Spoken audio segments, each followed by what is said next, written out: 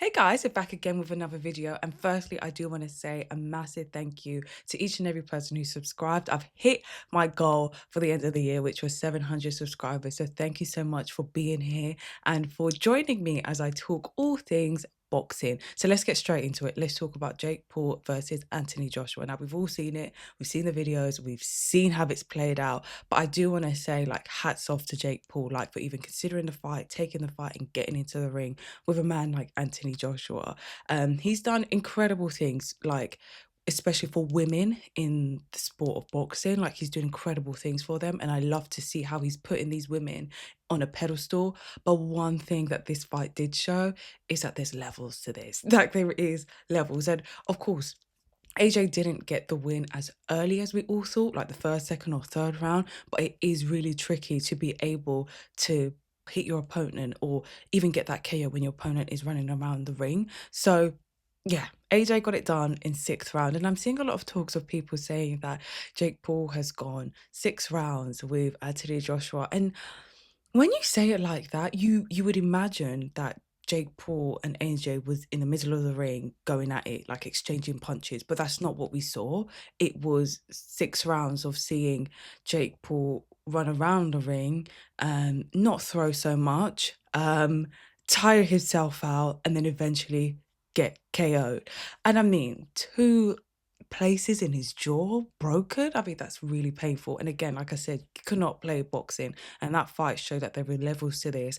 And AJ got it done as he should have. It was expected for him to win. He should have won that fight. But again, hats off to Jake Paul. For me now, I'm just focused on like what's next for Anthony Joshua. Like there's been a lot of talk of him with retiring.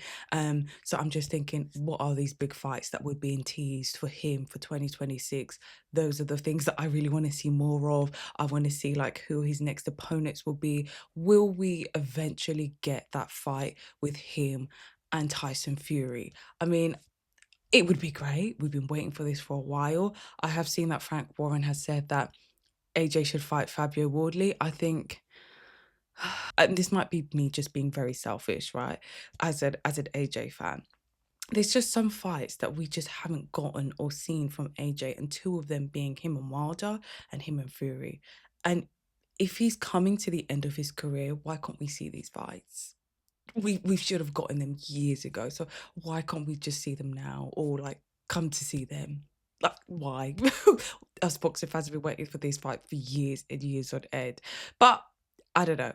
I would imagine, I might be wrong here again, that maybe he'll have like another fight before he gets into like those bigger fights with those bigger names with, let's say, the top 10 or top 15 heavyweight boxers. But we'll see how it plays out, especially as we go into the new year. And then we had Richards versus Aziz, which was a domestic fight that I was very much looking forward to. That happened on the weekend just gone also. And I do think it was relatively close until we got to that 12th round, which ended the fight with an abrupt knockout 30 seconds into the 12th round.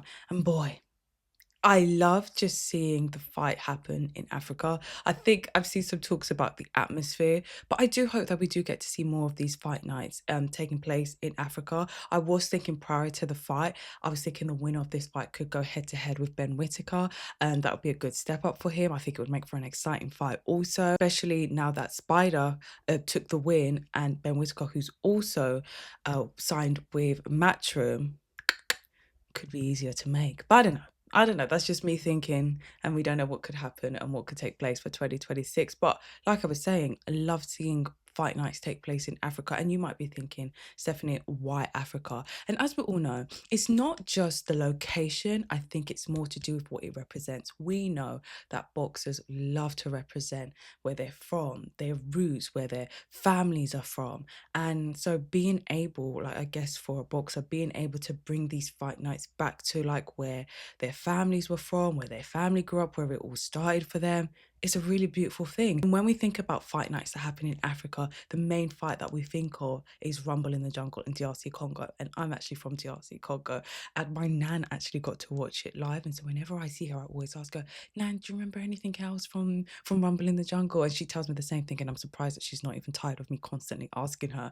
But I just hope that we're able to make, I say we, I'm not in the world, I don't put on these fights, but I just hope that we're able to see more of these fight nights that take place in Africa where we're able to remember and bring up even more fights, like great and iconic and big fights that have taken place in Africa, and not only Rumble in the Jungle. I think it would be really beautiful to see. Of course, like there's been many other fights that have taken place in Africa also. So I just hope that we get to see even more of them. And I think if we take Rumble in the Jungle as an example, right, it was the Congolese community that also like built this hype around it, created that chant, Ali Bomaye, Ali kill him. And so like the Congolese community really got behind Ali, which was also really beautiful to see. And sometimes these things can't be recreated.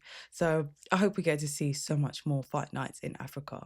And then we are closing 2025 strong with the Ring 5, the Night of Samurai, where the undisputed pound for pound super bantamweight champion, anyway, will be going head to head with the undefeated Alan Picasso. And I do think this makes for a really great fight. We all know anyway, he's like a complete fighter. Right now, he's sharp, he's precise, he's got the destructive power. And he's going head to head with a much is an undefeated boxer, he's a bit younger, who's got nothing to lose and everything to gain. He's sharp, he's quick. This will make for a really great fight. You have an experienced and a destructive boxer in Inoue who's able to break his opponents down by each round. And then you've got a young and ambitious boxer who's got nothing to lose and everything to gain, going head to head. I'm going to put the link here down below for you to be able to tune in and to watch live on Saturday. But I hope you guys have an incredible Christmas. Merry Christmas for all those that celebrate. And for those who do not, I just hope you're having a wonderful time during this period. And thank you so much, guys, for liking, commenting, subscribing, and watching, and just being a part of this wonderful journey that I'm on. I'm really excited for all things that is to come in the new year. I've got one more video before the end of the year that's going to come out on Sunday. And we're going to look through all of our favorites that's happened this year in 2025 in the world of boxing. I'll speak to you guys then.